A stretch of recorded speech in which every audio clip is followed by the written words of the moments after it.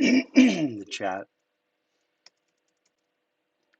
Lack normal.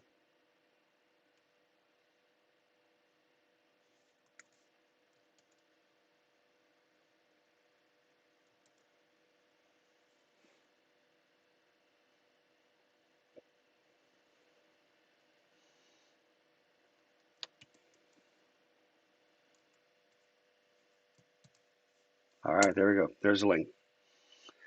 All right, everybody, are you ready? What are we talking about today? Oh yeah, freedom of speech. Mm. Hello, Chuck. Hey, I have a question. Yeah, Kevin. Hey, Smallish post 9 and 10.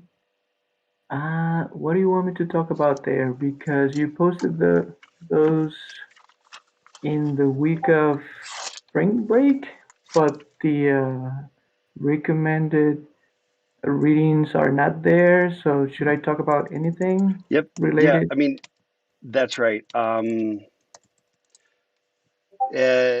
Sorry, I got distracted because of Chad.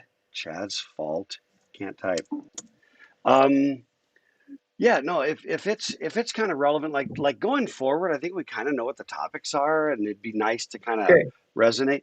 But if there's any question, we're not gonna like nitpick you. You know what I mean?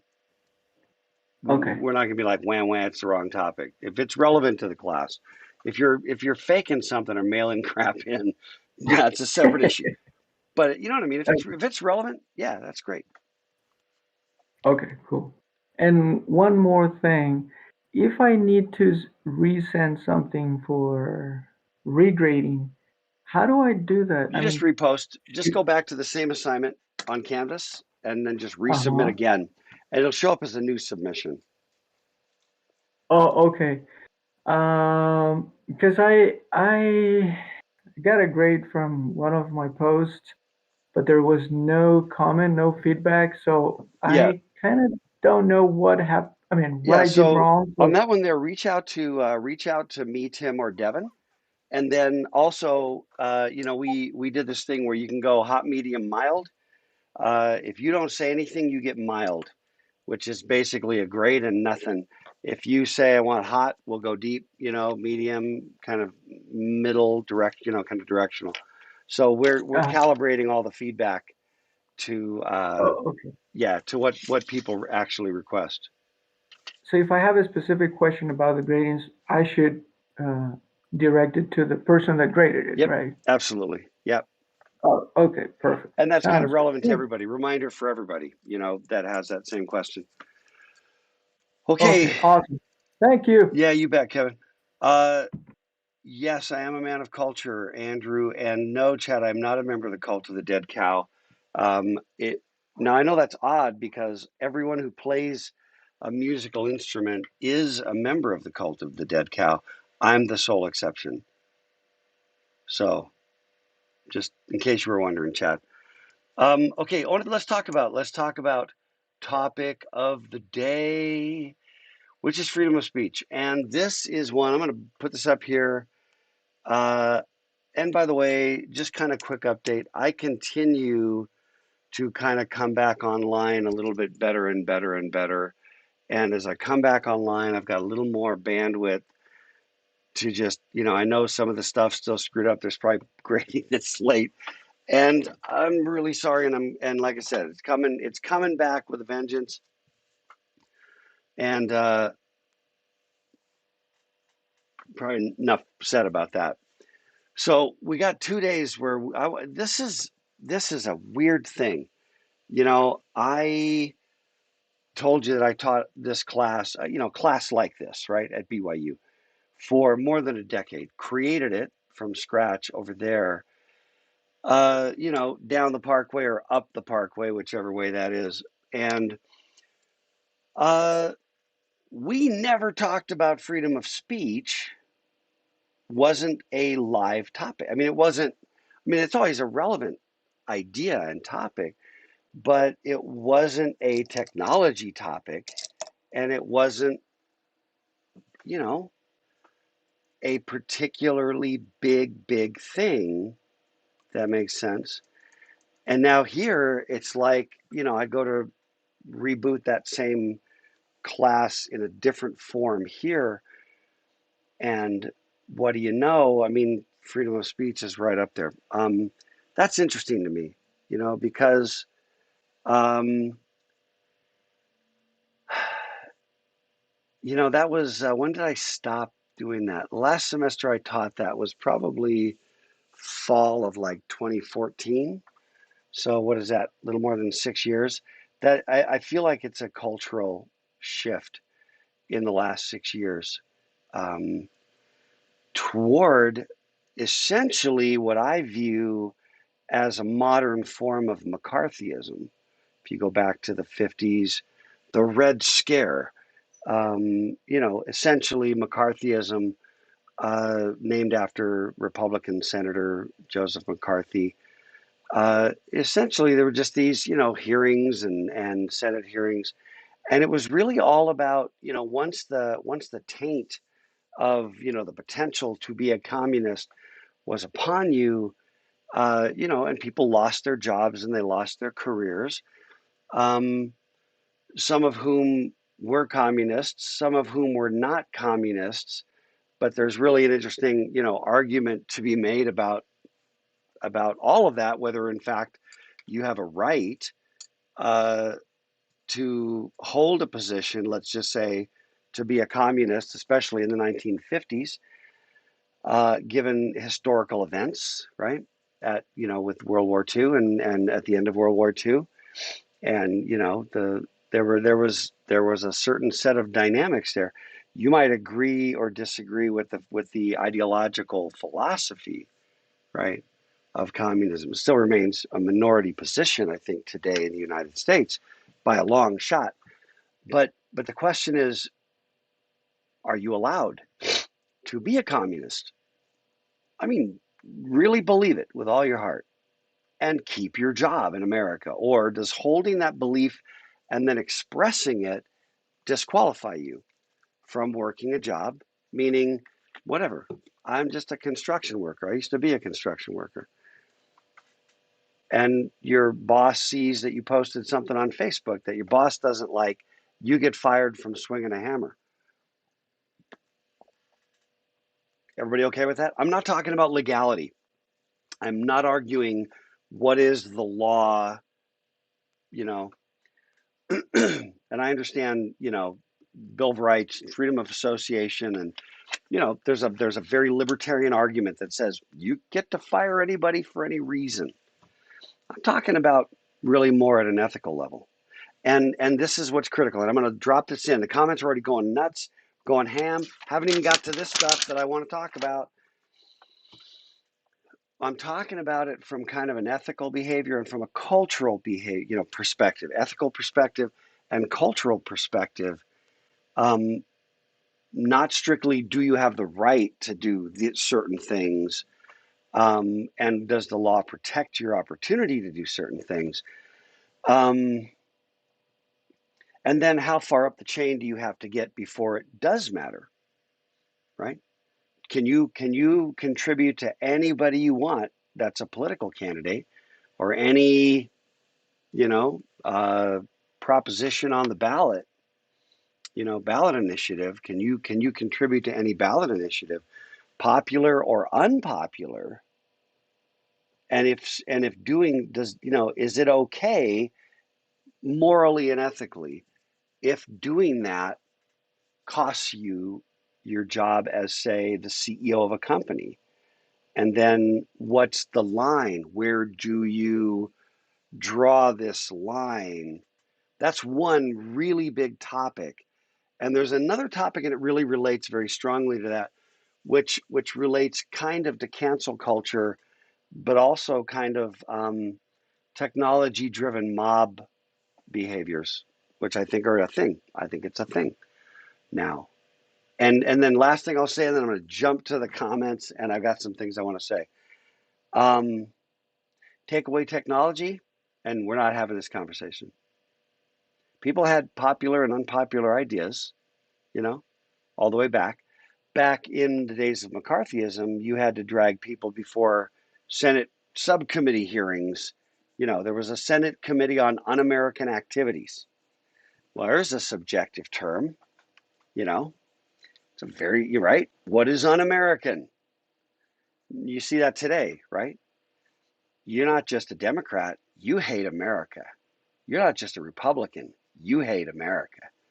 You know, you're not just an independent, you hate America. Right? Everybody gets to hate America as long as you disagree with me, you hate America. Well, literally a committee called the Senate Committee on Un-American Activities. So the hyperbole didn't start, with Trump, and it didn't start today. It's always been there. It's always been there. But I think what changes today is the access. Anything you say or said when you were 14 and you were a blithering moron and you posted it on MySpace or whatever you were doing at age 14 is boom, that's there. Now it's going to cost you your scholarship. It's going to cost you your admission to Harvard. Whatever. Whatever. I'm going to drop back now. That's my little opening monologue. Okay. I'm going to drop back to some of the other comments. And like I said, there's a few things I really, really want to get to. Let me see. Um, yeah, so John said it seems like almost everyone wants free speech, but only for the ideas that they like, which is ironic. Yeah, it's also hypocritical in my view. And by the way, can I just make this interjection? Everything we talk about, everybody here gets to be responsible for their own ideas, their own thoughts. Me too. Every single one of us might be right. Probably not possible all at the same time. But I'm saying to each of us individually rests the opportunity, potentially, to have been all right in everything that we said, expressed, or thought during our little time together, right? Agreed. Agreed? Agreed. And to every single one of us individually is the opportunity to have been wrong on all, all or part of what we said, felt, or thought, or, expressed. Um, it's highly unlikely that anybody is 100% right or 100% wrong. Highly unlikely. We're almost always all living somewhere in the middle. So everything that I say, I might be wrong. I might be wrong. It's just my current thinking to the best of my ability right now. And you may find that you have things to say that are going to cause me to think a little bit more. But see, that's why we have open discussion without fear of reprisal. Although, to be fair, in terms of YouTube, the only one out here with their full name is me, and that's okay. And then the last thing I want to just say about this, I did have people, academics and just personal friends, warn me off of this topic. Like, oh, dude, you do not want to go there. You do not want to talk about that and stream it to YouTube. Are you freaking nuts? You value your job, but that and I thought to myself, Dr. Self.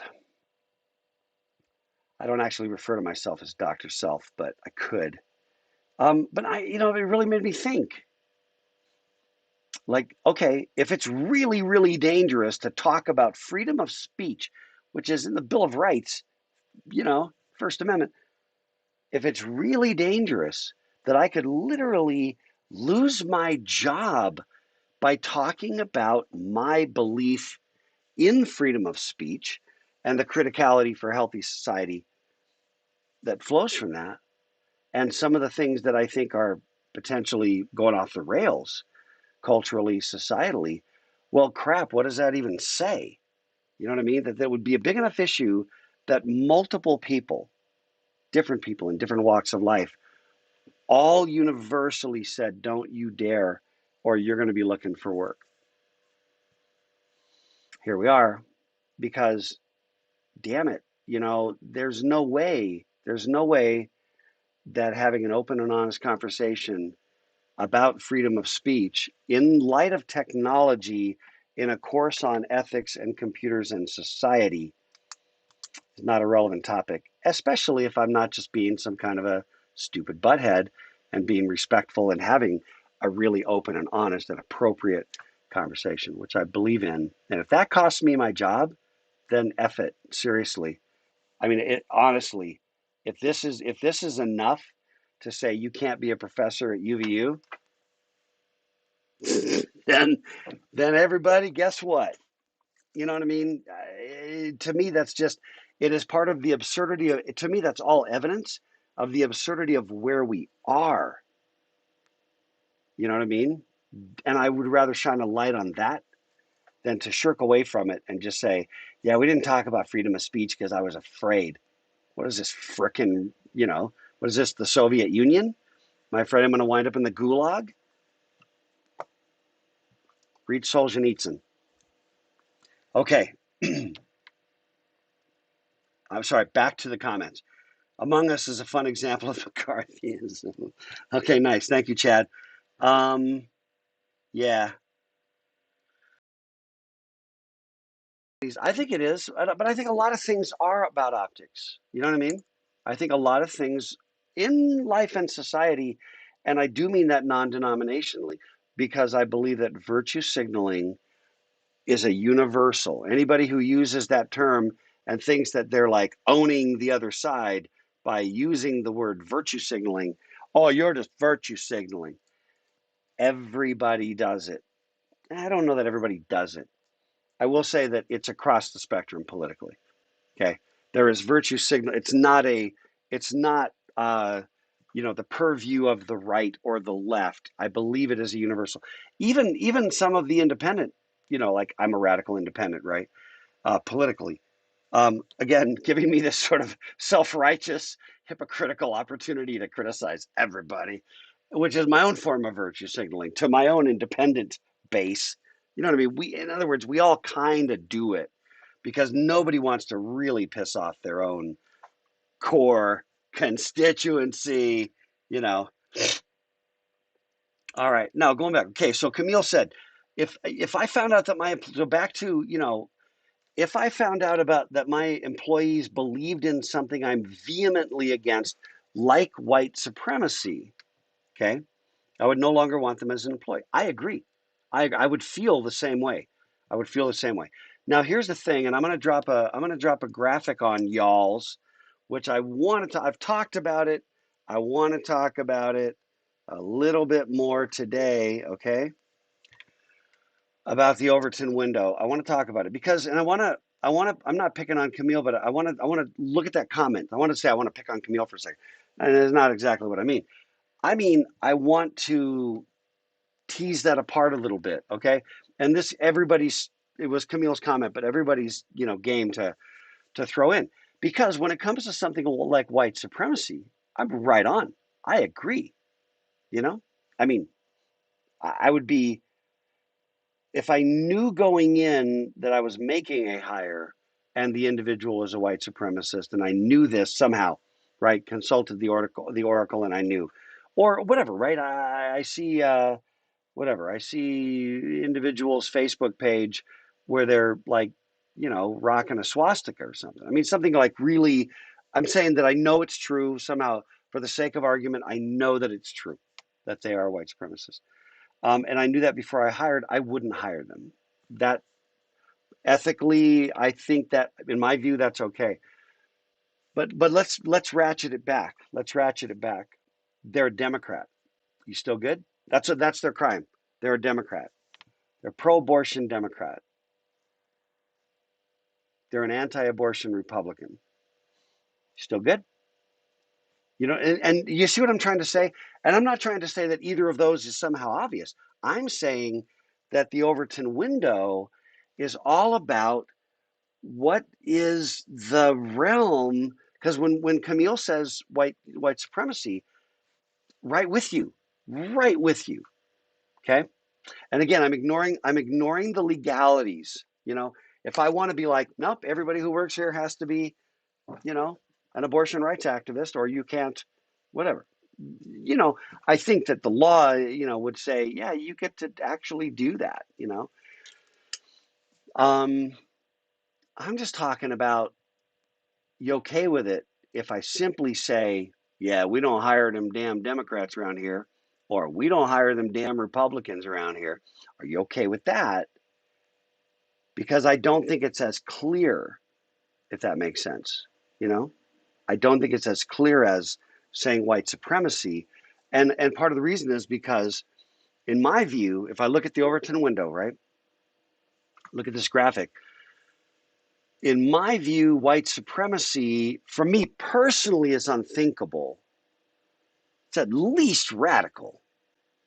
But for me personally, my own ethics is that it's unthinkable. Okay.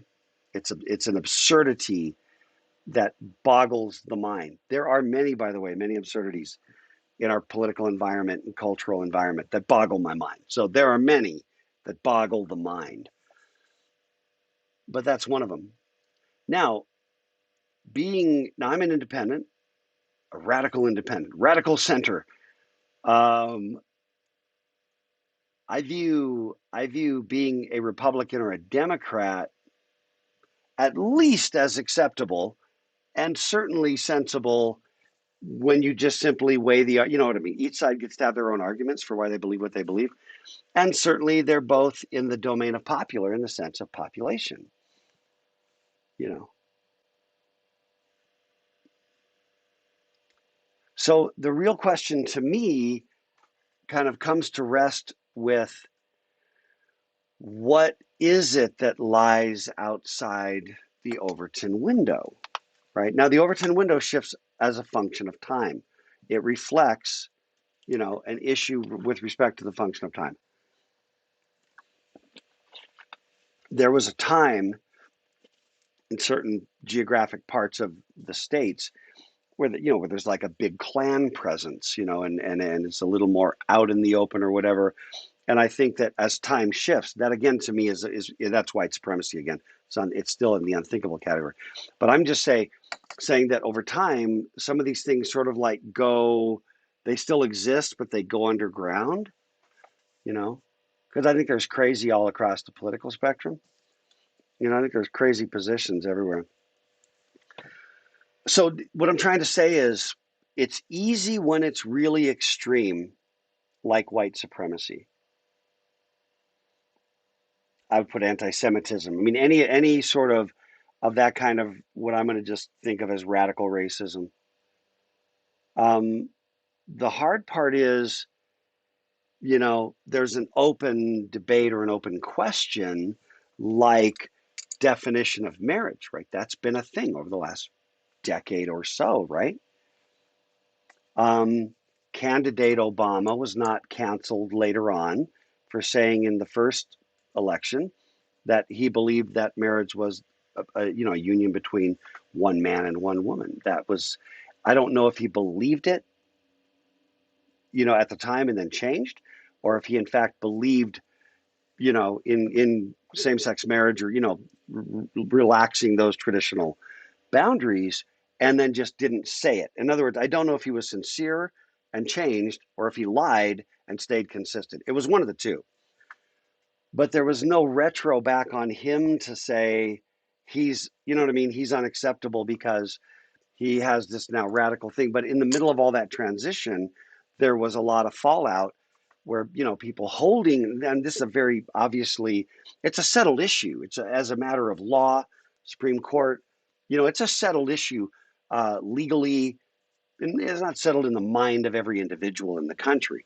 But I'm just saying, culturally, legally, it's a settled issue, right? Which at some level feels like safe to look back just a little bit and talk about. Because when you're in the middle of history being made and the Overton window shrinks to only allow one side of that, you know, political perspective on an issue, to me that's an interesting and weird and slightly dangerous dynamic because the debate on the subject gets squelched when you fear, you know, when you fear voicing an opinion about an issue that is still emerging. You see what I mean? And risking your job, career, livelihood, because you're going to dare to come out on something that's still floating, that isn't quite sure how it's going to fall out. I hope that makes sense.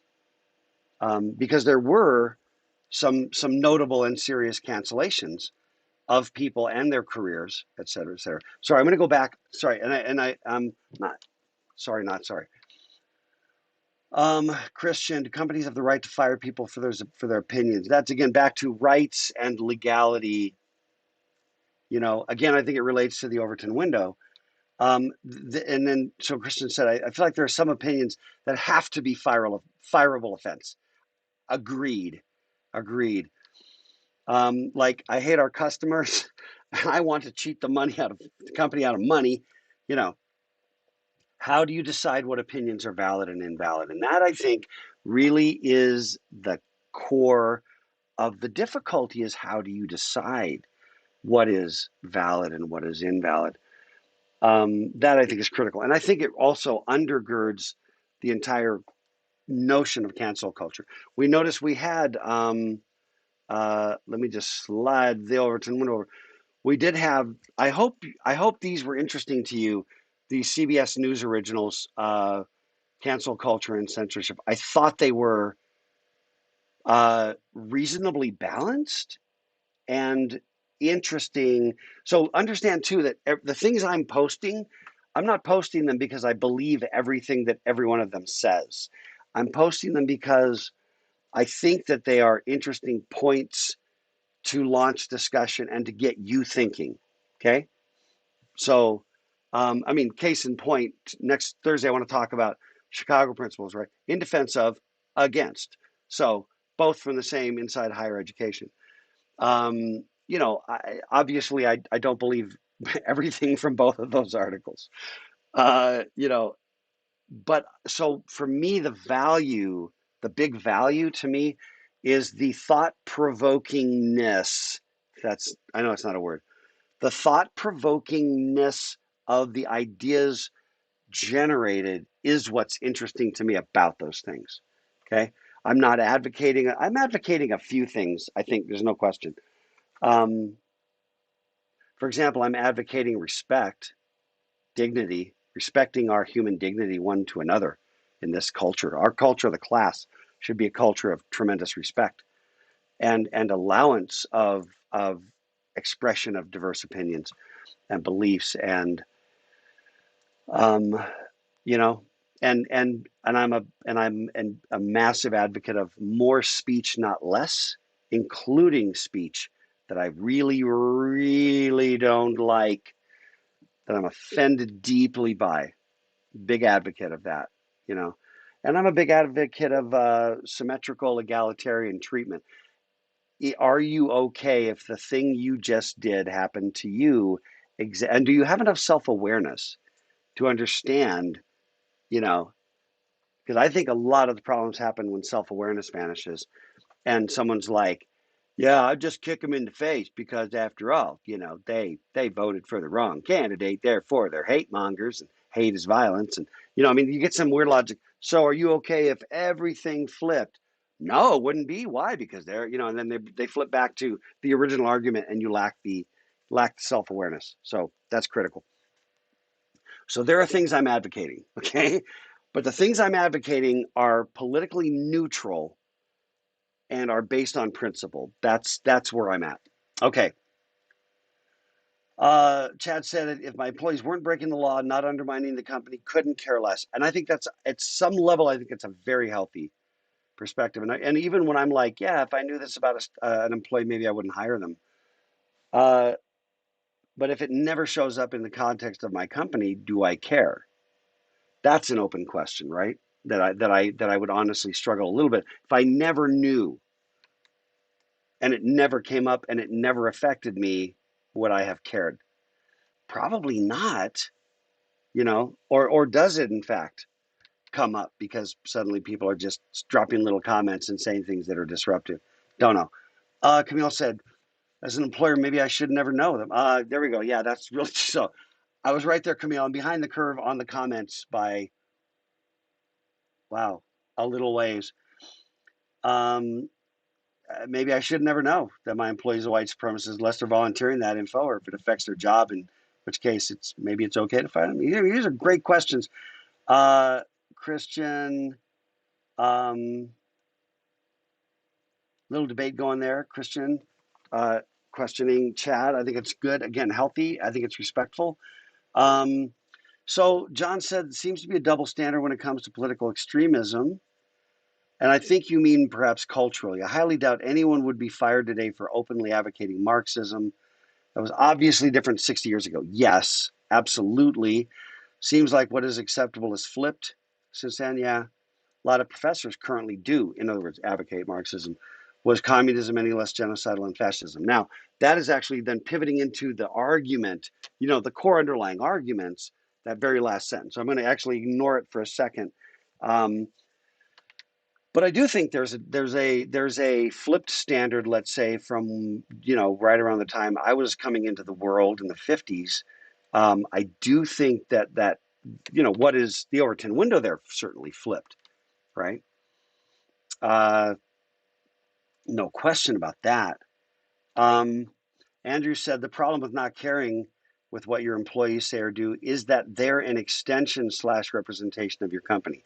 Okay, and I'm not going to answer this one. I want to get through these comments to throw stuff out, because then it's just going to be a big, light the field on fire and let the grass just burn. My question to Andrew would be, are they? Is it? Is it? You know, if there's a guy flipping burgers for me at my restaurant, I don't have one, but if I did, and there were burgers and those burgers were flipped, and this was the guy who did it, and then later on a Friday night, that guy goes and hits the bars and starts complaining about, you know, some sons of bitches, whatever his thing is, whatever his gripe is, right? Is he is he if he's there and he's wearing like my restaurant, if he's wearing a restaurant uniform, then I think he's representing. If he's on his own dime and on his own time, you know what I mean? Drinking beer with his buddies and belly aching about how the good old days, whatever, is, that these are the gray zones. That's all I'm saying. I'm not even saying that's acceptable, right? Um, so Aaron said my employment, these are great comments. Always, you guys are amazing. Aaron said my employment contract includes a section about ethical behavior outside the workplace. Well, and I think from a legal perspective, if that's going to be your thing, you really ought to say it. Like, hey, FYI, for your FYI, it includes a clause that I can get fired for unseemly behavior or speech, even if it's off the clock. Okay, no, then this is a really interesting thing. What if you're unseemly? The question is now back to Aaron: what is that definition of unseemly behavior? Right? I think we would all agree. I hope that we would all agree that, being a white supremacist and posting about it on Facebook and whatever I'm going to manifest with that thing, wave my Nazi flag, right? Clearly unseemly behavior. What about just simply having a Trump placard in your yard, just saying, that's my guy, that's the guy I voted for? Or what about just being a Republican, right? Is that unseemly behavior or speech? I mean, do you see what I'm trying to say? It's what are the lines? What are the definitions? You know. And then of course, and Utah, by the way, is an at will. What do they call it? There's the official term. Um, it relates to this at will, meaning that you can be terminated at any time for any reason. You know. What do they call it? It might just be called an at will employment state. Um, and I also believe in that in a certain sense. It's like, look, if your deal is that you just don't hire redheads, you know, I mean, I don't know, right? I mean, I don't know why that would be a thing, but there's a certain part of me that just goes, that's your thing, I mean, your best employee all the best employees are probably redheads. I don't know, right? Could be. You might be blowing it. by being, restrictive on something as stupid as that, then you're just blowing it. Um, yeah, Chad was talking about talking bad. Yeah, John just said, what kind of world do you want to live in? Do you want to live in fear of what you're allowed to say? You know, and that's also, I think it's a great question. These are great questions. I'm still dropping through, dropping pretty fast. Christian said, does being an outspoken white supremacist scaring off customers while attracting bad press undermine the company? You kind of got to go, starting to go, maybe, yeah, thinking if there's a connection, right?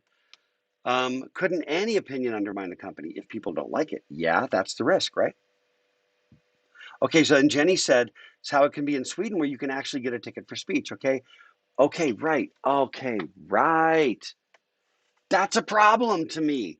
That is a problem because it's not symmetrical. You know, if that's the law and the crazies take over, which happens, right? I mean, the crazies took over at some small level during McCarthyism. Crazies absolutely took over in Germany in the 30s. Crazies took over in Italy. Crazies took over in Russia, Soviet Union. I mean, there's a lot of crazies that take over. And, you know, Japan, whatever. I'm just saying, there's lots of crazies that take over big chunks of real estate on the planet and large populations. And if it's okay for one government to say, you can't say these things that we find offensive, you okay if you can't, if it's also against the law to speak out against Nazism if the crazies took over? Put another way, what if you got a law in the book, let's just say hypothetically, I'm going to raise some ruckus now. Imagine hypothetically that during the Biden administration, presumably one term, but this has been called into question, and I think maybe pulled back off the table. But imagine that during the next, let's just say the next 12 years, I don't know, that's too long. I was going to say 12 years of Biden and Harris, right? But let's just say 4, okay? Because in my hypothetical scenario, Trump has to be young enough still to actually run again. So here's the hypothetical. Then I'm going to keep reading while you respond to this and dump the comments down. During the Biden administration and the next 2 years, even, why, right? While Democrats control everything, a law is passed, and for the sake of argument, it passes constitutional muster, which I don't know that it would. I think that no, no, no. Biden stacks the Supreme Court. Now we've got 37 Democratic Supreme Court justices and 5 Republicans, and so you stack the Supreme Court. Everything's stacked up, and you pass a law that says basically, just a certain set of sort of speechy type laws that the government gets to say that this is legal speech and this is illegal speech. And I'm ignoring some of the basic, legal standards that have kind of existed, right? Inciting violence is not legally protected speech. You know what I mean? There are certain things that are not legally protected speech. Then there's precedent law about those things. I'm talking about you can't put up, let's just say that they say that you can't put up a yard sign advocating the political party of whichever party is not in the White House. Just imagine that happened under the Biden administration. Um, because they just can't imagine a world now in which the Republicans would ever win another election for whatever reason. 4 years later, Trump comes roaring back like whatever, bad dream. Not a fan, right? I'm not a fan of either one, but you understand, I'm not a fan of Trump for a bunch of reasons. Um, and Trump wins election. Are you now okay that the law allows Trump to say you can't put up a Democratic yard sign? This is what I'm trying to get at. It's the symmetrical, the egalitarian. It's got to cut both ways.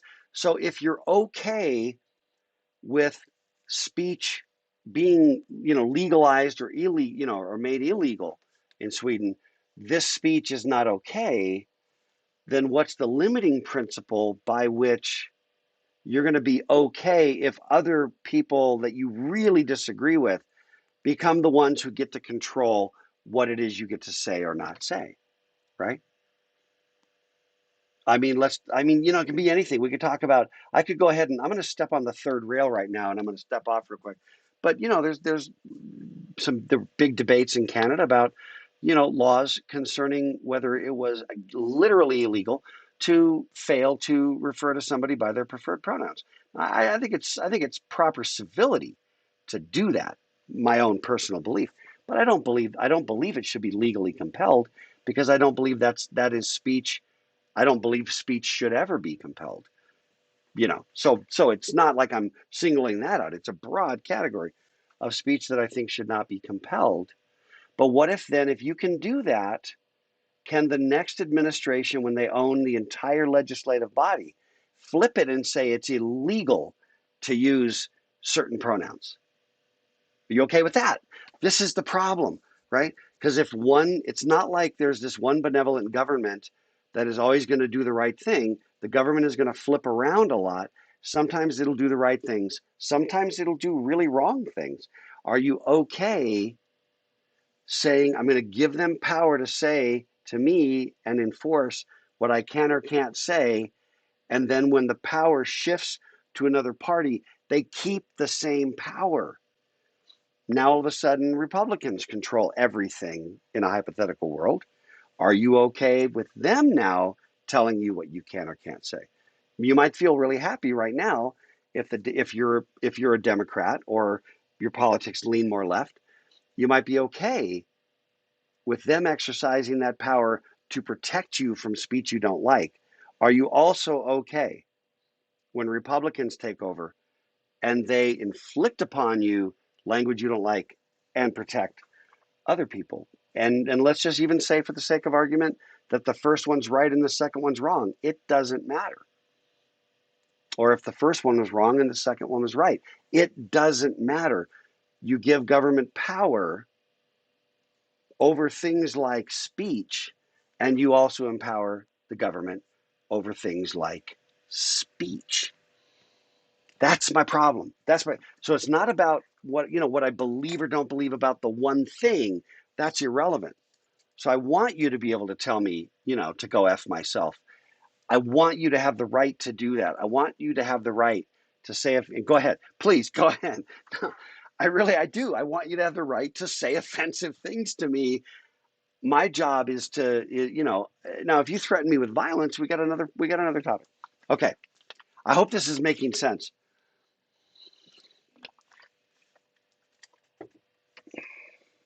Just me, or is the clock moving faster than normal? Sorry, gotta go. Let me see. Now, okay, so Andrew mentioned Germany has very strict laws when it comes to neo-Nazism. That's another very interesting question, right? Because there's no question about like why that would be a thing. Like, no, you know, you don't get to do that, right? Um, on the other hand, does it in fact, is it healthier if it's out in the open and you can debate it? This is a question. I'm not saying, you know, so what you're saying is no, I'm not saying that. Okay, I'm just Camille can take. Oh, thank you, Camille. I'm finally back to Camille can take guinea picked on. I'm so far behind on these comments. Okay, yeah, Gabe just said, some ideology is more objectively offensive. Yes, true, absolutely. Um, it should be protected to have certain opinions. I would argue that it should be protected to have almost all opinions, and that the actual window of things that would be like it should be much smaller than it is at the present time. That's my own opinion. Um, Beluga said Overton window shifted. Yeah. Definition of racism has changed over the years. That's an interesting question. Yeah, good luck filling HR if you don't hire Democrats. Depends where you live, Aaron. Um, not going there. Not going there any further. Um, oh, friend of mine works in a hospital. Several of the coworkers are aggressively anti-vaxxers. Right? Right? If they're just sitting around over lunch, pissing and moaning about how the government's putting, microchips in our heads, they get to have that conversation. If they throw it at patients, that's an issue. I would say yes, yes, right. But again, these are just there's so much gray issue at play. But do you see why respectful discussion, respectful debate on the merits? Where not every, people aren't just losing their shiz, just because you disagreed with me and now I got to uncork myself, and blow my top because we just disagreed on a particular point. I believe that we have lost culturally and as a society. I believe we basically lost en masse, not in the individuals. I think this class is a great example, honestly, and I've tried to foster it, but I'm really impressed with all of you, the comments that drop in, and even when you engage each other, the level of respect, it's so huge, huge to just have that respect. It's just dignity. We owe that to ourselves as fellow humans on the planet. Ah, oh, you see, I care. I really care about this one. Okay, Gray, maturity of the management. Yeah, yeah, man. It's a great comment, and I'm just kind of skimming on it. But the maturity of the management. There's a lot of knee jerk stuff that goes on. Um, anyway, Alex, is it sexist if Hooters only hires female waitresses? Moving on, let's see what comes next. Not going there, Alex. Offline, man. We'll go to Nico's. We'll talk about that. Actually, I have an opinion about that, but I'm not going to express it for fear. I'm afraid. Um, yeah, John 4, man. Are you the fourth John? Really, John? Probably. Hypothetical. Yes, the hypotheticals, man. Oh, Camille the redhead. No one's hiring redheads. So sorry. Uh, yeah, okay. And then John just said, got to be careful. Anything you can do to others can be done to you. This is really it.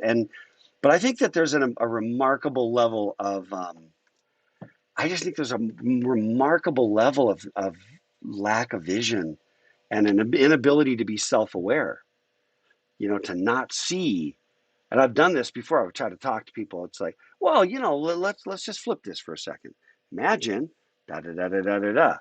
Oh, it was, whatever comes next, oh, it was on, you know. Well, no, you missed the whole point. You missed everything I was trying to say. Uh, and I think that this is part of what I'm trying to flex here and understand that technology has just sort of loaded all of this stuff into like a torpedo and just sends it off, and technology, social media especially, right? And I'm gonna hit these real quick, and I want to talk about the Harper's letter, because I haven't gotten in enough trouble today. Oh, John going down the religion. John 4's going. Um, Oh man, going straight to the heart of racial issues. Yeah, right. Oh man, does a business owner have the right to hire someone else, not a black person, because he's afraid that if he hires a black person, he's going to lose business? Again, back to there's legal rights. There's issue of what the rights of the business are. And then there's sort of the ethical question, right? And there's also a lot of situations where I think that the ethical thing to do might require an unspeakable amount of courage, maybe to fly in the face of social pressure. But then the question was, were you right or were you wrong about that one thing, whatever the thing was, right? Because it's not an inexorable march always to the best. Society goes like this. It's moving down, it's moving up, and that moving up and down is across a million different threads are all going up and down. It's not. Oh man, these are just so. Do religious institutions have the right to hire only members of their own religion? Again, back to rights and legality. Um, oh man, is it compulsion of speech to force Twitter to host opinions they don't like? These are so good. You're so good. Is it compulsion for AWS, Amazon, presumably meaning Christian AWS, to host a website of a group they don't like? Yeah. Well, again, it comes back to some other questions of, are they a publisher or are they a platform, right? Are you okay if the phone company taps all calls and as soon as they realize that, a couple of Democrats are talking, that they drop the call and won't allow Democrats to strategize about winning elections? Would that be okay? Doubt it. I doubt that would be okay. Um, oh, beluga. Yeah, John, I'm scanning. These are so good. It's just a quagmire. It's just a bunch of rabbit holes at this point. Um, so Camille said, I'd argue that these days these technical companies are more like places we live than either people or organizations. They're places we live where the ruling party only is accountable to their stakeholders, and that's terrifying to me. Me too. I agree with that emphatically, Camille. It is also terrifying to me because it's such it's a little bit like all the parks. Imagine that all the green space, in Utah County was owned and operated by Facebook, and certain clubs weren't allowed to come and meet in the park, official or not. You couldn't come and play Ultimate if you wore the wrong colored T-shirt or something. You know what I mean? Or the college Republicans couldn't come and play Ultimate in the park because whatever, right? Facebook owns the park and they decide that they're not for that. I'm picking some arbitrary, stupid thing, right? That throws a couple of random things in there, juxtaposes it, or your church wants to have a picnic. You're a Christian religious group, let's say, for the sake of argument. Hey, who's going to have a picnic in the park? And then all of a sudden, it's like now the public spaces are controlled by sort of a like an oligarchy, which is beholden to the stakeholders. Oh man, no, I think Camille. I think it's okay. Camille, you win the chat so far. I'm sorry, everybody else, but that one like just jogged me pretty deep. Um, do people lose the freedom of speech when they're in groups? Woo! English is say Josh. English is an ambiguous language. Yes, yes, and people are idiots. Throw those two together. The other thing that people do, by the way, is reading between the lines, reading between no lines, assuming your motives, right? When you're like, yeah, I really loved watching the PGA, the match play event this weekend. Oh, so women's basketball doesn't mean anything to you. Um, you know what I mean? Like, hmm, I didn't say or think anything about that. In other words, saying one thing about one thing doesn't imply negative things about the other things you didn't say. That's kind of crazy. And if you have friends that act like that are roommates or whatever, they're probably cray cray and maybe they're making everybody miserable. But people in public debate will do this thing, you know? Um, oh man. So good, so good. I gotta get to Harper's. Gabe, offensive and harmful aren't necessarily the same thing. Yes, yes. Watching people in school berate and attack your little brother for being gay, horrible. Agreed. Agreed. And there is a difference between offensive opinions and harmful ones, or offensive behavior and harmful behavior, right? So right on, man. I'm right with you, Gabe. We should speak in Java. Uh, okay. Wait, isn't there where's Java? There's an island named Java, right? Is that part of Indonesia? Somebody look that up. Maybe there was already a Java language that we should all speak, Andrew. Okay. Oh, Devin doesn't want to speak in Java. Okay, fine. Oh, Camille, you haven't won yet. The jury's still out. We're still rolling. There's still game time, you know? Um, Still reading, still reading. Oh man, so good, so good. I'm just scanning.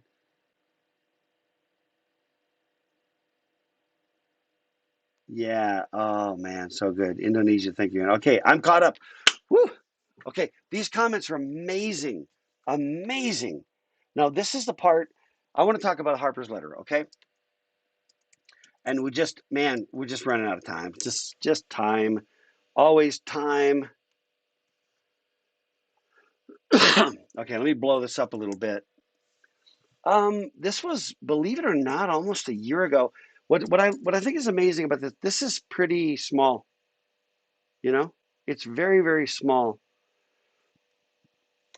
I want to hit a couple of things about this letter, which I will tell you this, that I have this bias.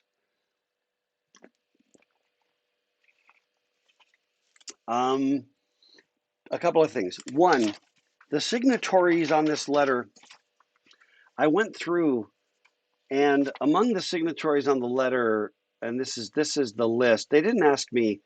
If I had been asked, I would have signed it. Just on the record, I would have signed it if I had been asked. Nobody was going to ask me.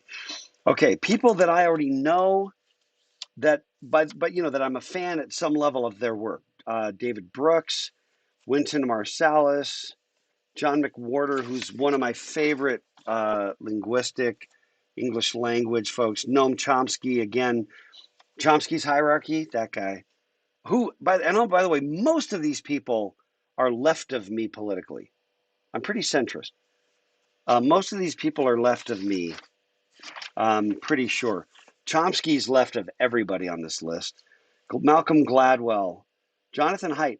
Haidt, I think, is more. If there's anybody on this list that I know of, that I would say I'm most like politically, would probably be Jonathan Haidt, who I think is a radical centrist like myself. Steven Pinker, one of my favorite linguistic writers, authors, J.K. Rowling, Salman Rushdie. Let's come back to Salman Rushdie. Gary Kasparov. Love me some Kasparov. Gloria Steinem, who was back in the 60s, was a women's rights advocate. Kind of a, really, I think that it would have been fair going back to the 60s. We would have labeled her as a women's lib was the thing, or a radical feminist. Gloria Steinem was very outspoken.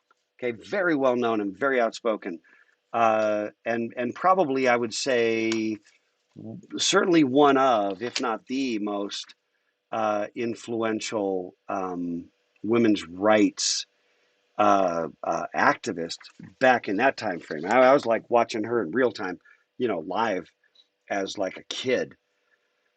But let's talk about Salman Rushdie. Salman Rushdie in 1988 wrote a book. He's Indian. He wrote a book called The Satanic Verses. And it was, and I haven't read the book. I don't know a ton about it, but it was a book that dealt with Muhammad at some level. It caused or induced the Ayatollah Khomeini, who was the Ayatollah in Iran, who was responsible for the Iran hostage crisis in the late 70s, caused him to issue a fatwa calling for the assassination of Rushdie. Okay, of all the people on this list, I guess I just kind of feel like Salman Rushdie kind of jumps out at me as somebody I think who understands a little bit about what it means to be canceled. You know what I mean? Like I think Rushdie, when you literally have like, I don't know, some cross section of of whatever. I don't know exactly what group would have loyalty to the Ayatollah Khomeini,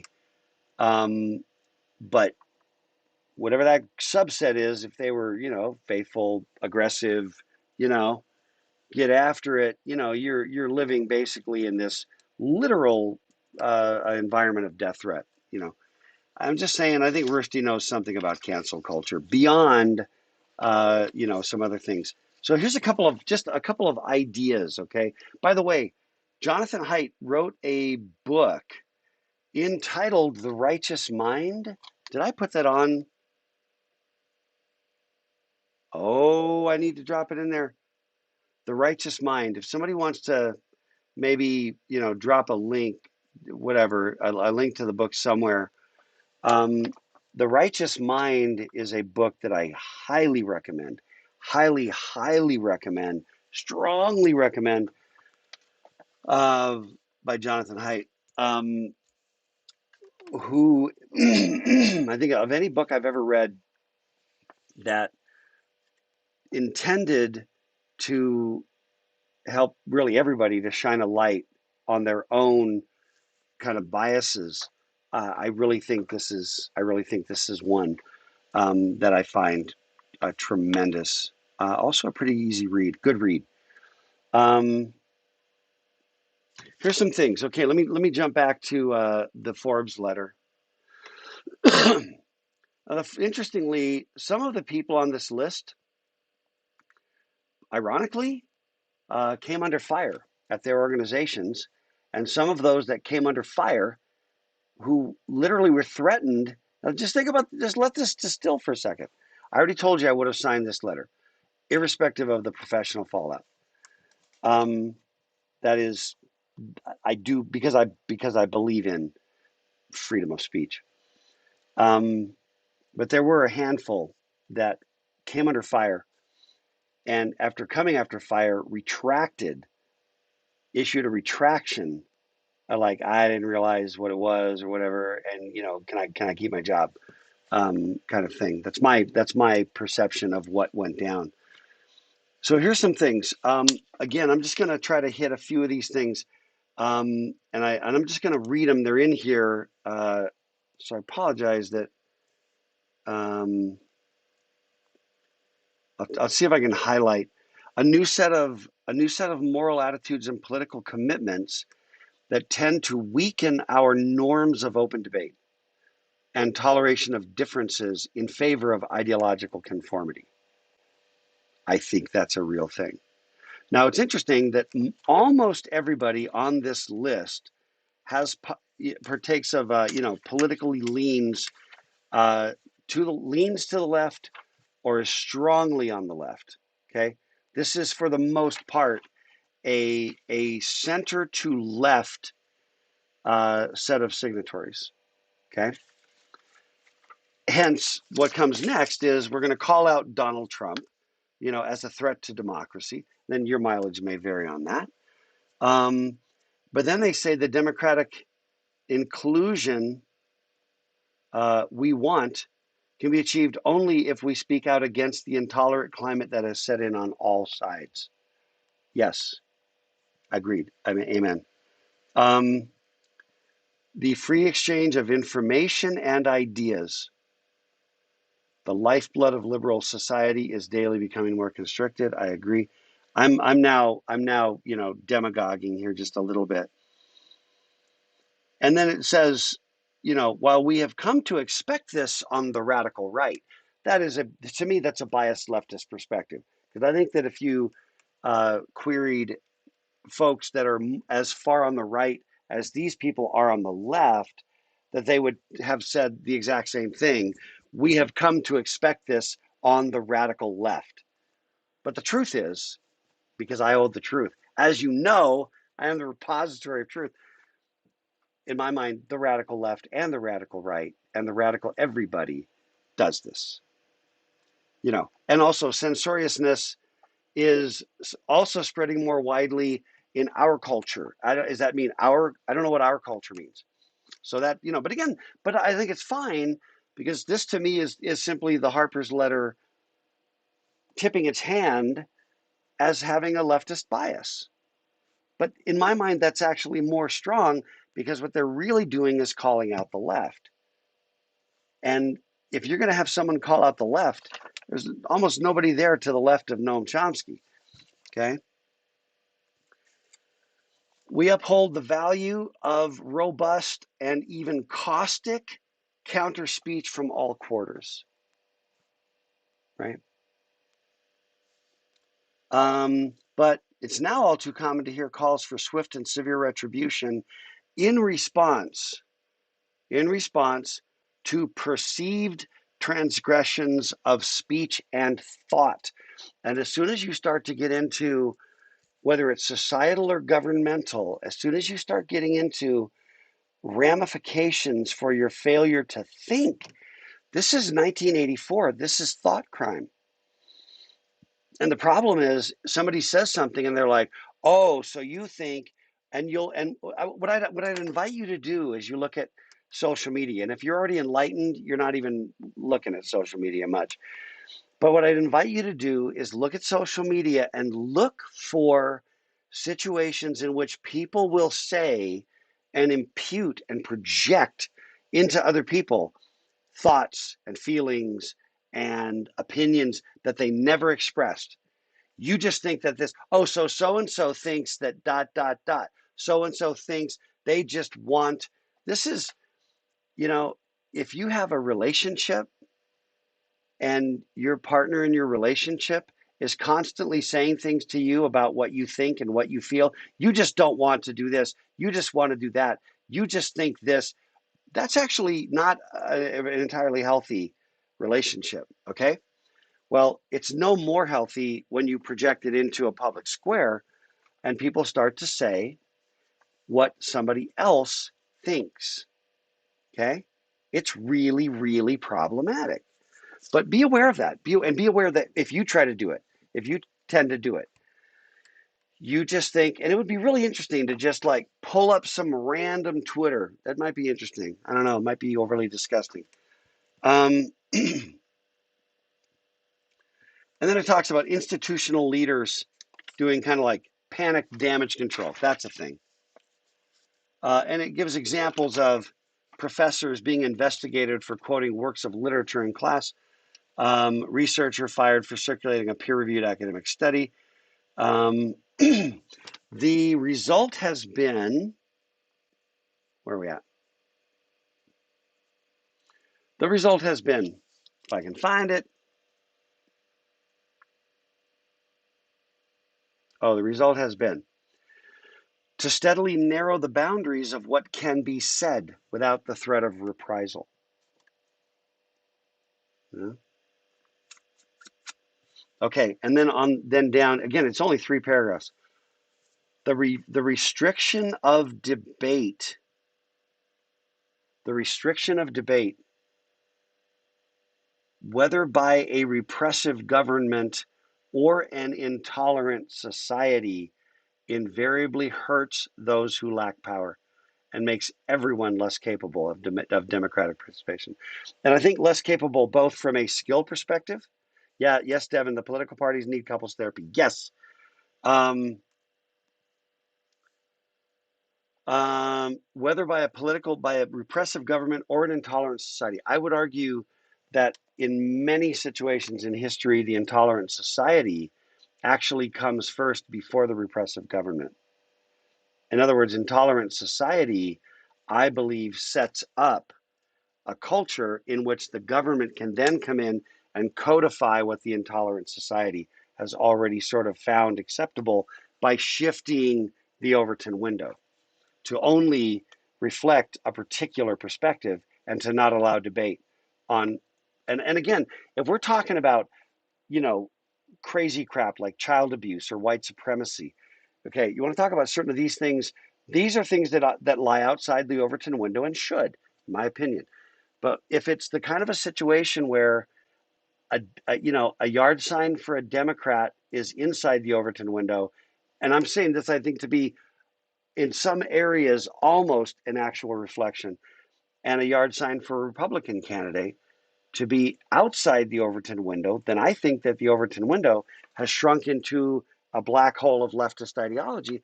And I fear that that's sort of where the thing kind of has gone.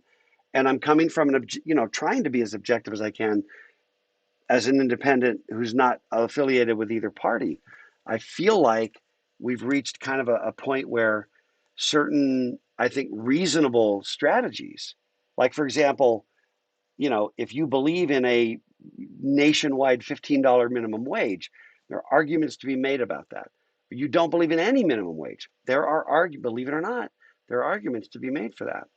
These are, in my mind, these are two reasonable positions that should be debated in the public square.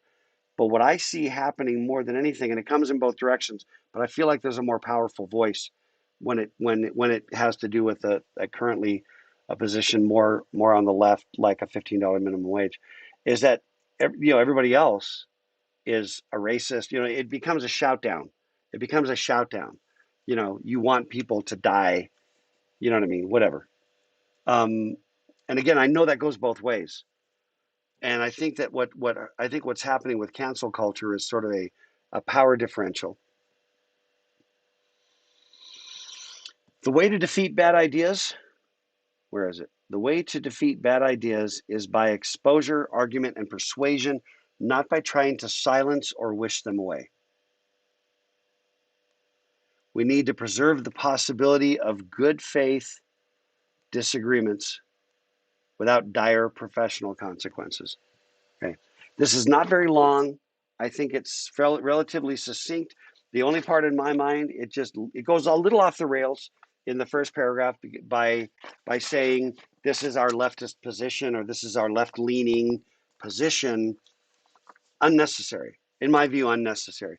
Other than to do a little bit of virtue signaling to the left as a method for saying, hey, really, we're on your team. Don't, in essence, we're on your team, don't cancel us.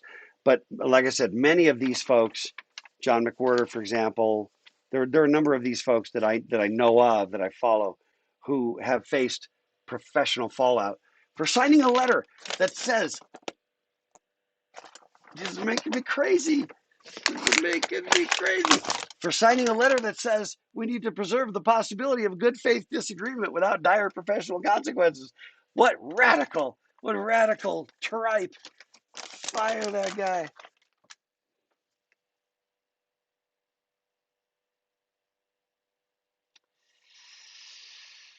Oh. And I just want to say that if it weren't for social media, none of this could be this weaponized. None of this could be, so weaponized and that's what I want to say about that. And we're really bad out of time. This is now. What's interesting, I tacked on this one here.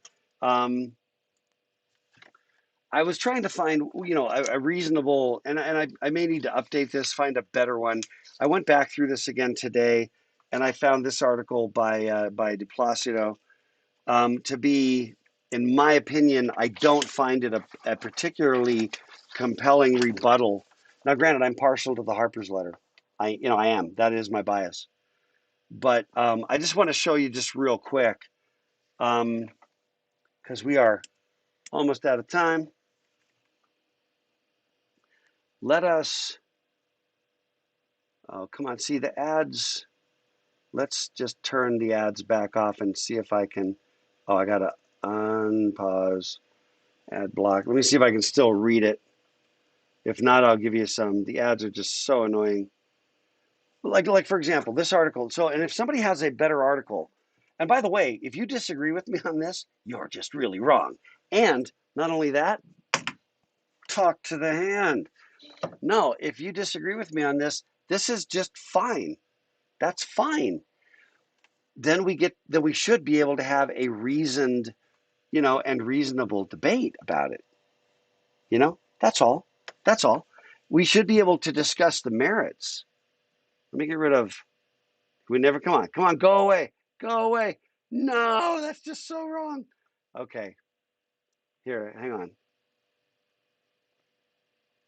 I'm gonna exercise the Overton window to cancel her.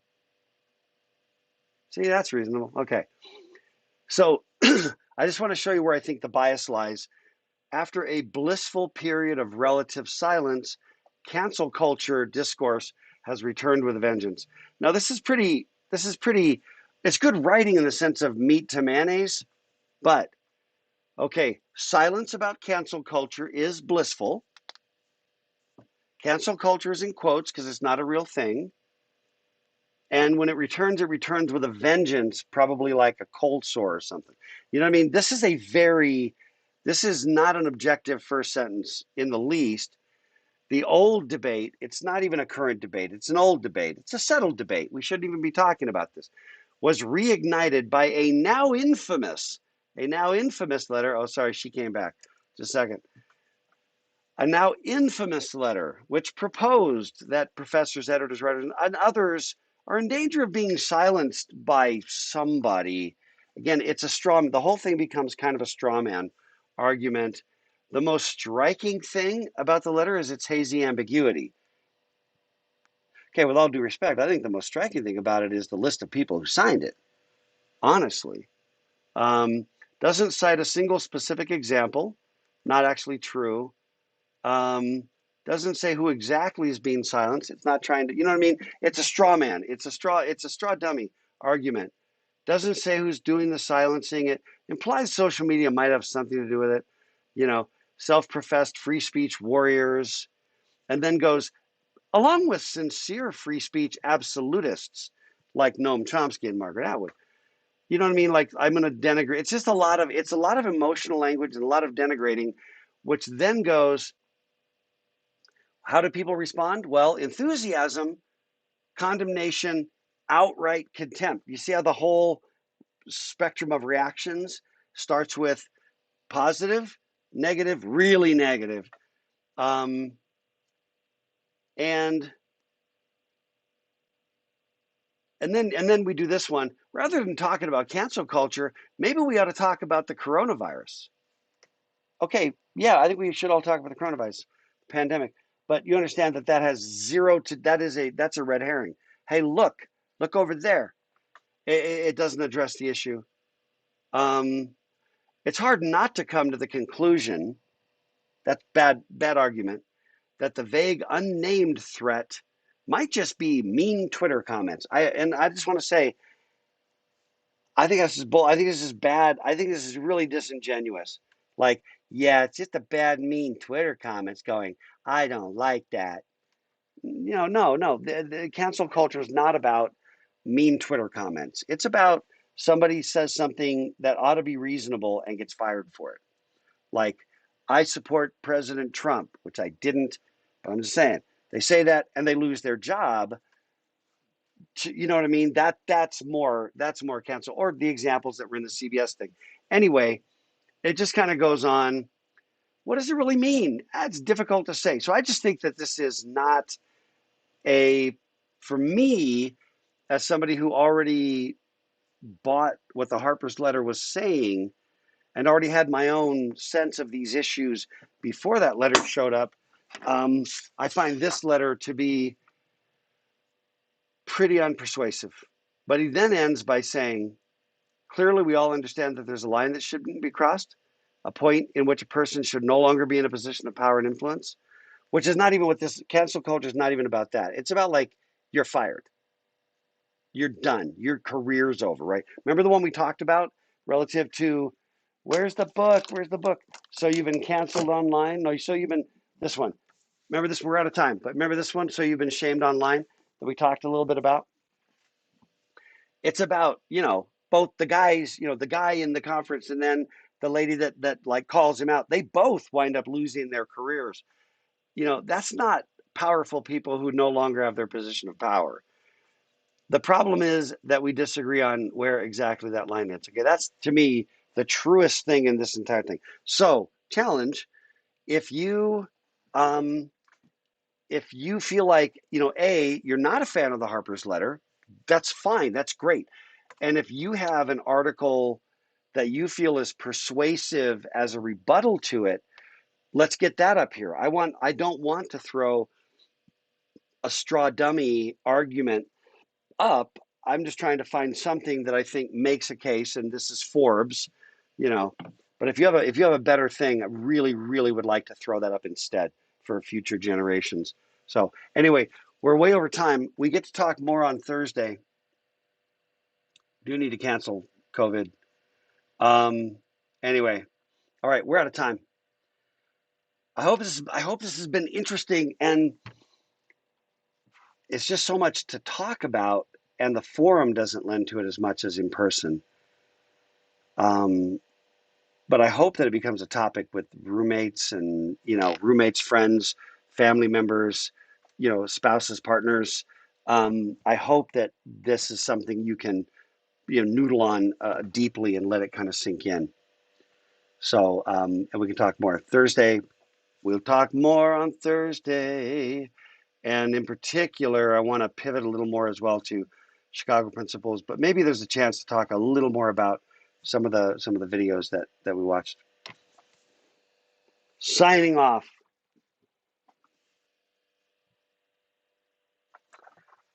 Thanks for the comments. Were amazing. Thanks for the amazing comments. Tremendous. Okay, I'm gonna shut down the stream now.